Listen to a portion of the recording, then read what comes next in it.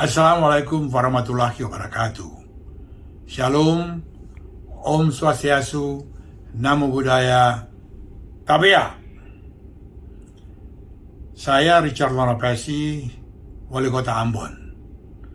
Di penghujung tugas pengabdian saya, bersama-sama dengan seluruh jajaran pemerintah kota dan Pak Wakil Wali Kota, Pak Sekot, saya ingin menyampaikan Dirgahayu Media Online Maluku News yang ke-14.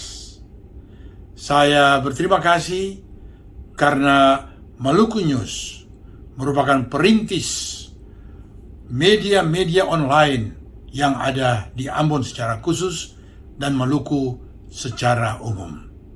Hasilnya telah semakin terasa. Dampaknya semakin menggema untuk kepentingan peningkatan kualitas pemberitaan di Kota Ambon maupun di Maluku, bahkan Indonesia. Untuk itu, selaku Wali Kota, saya mau sampaikan Dirgahayu Maluku News, media online yang pertama di Kota Ambon, di Maluku.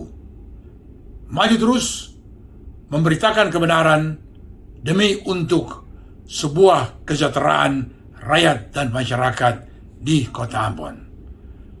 Selamat hari ulang tahun bagi para direksi dan seluruh staf Maluku News. Wassalamualaikum warahmatullahi wabarakatuh.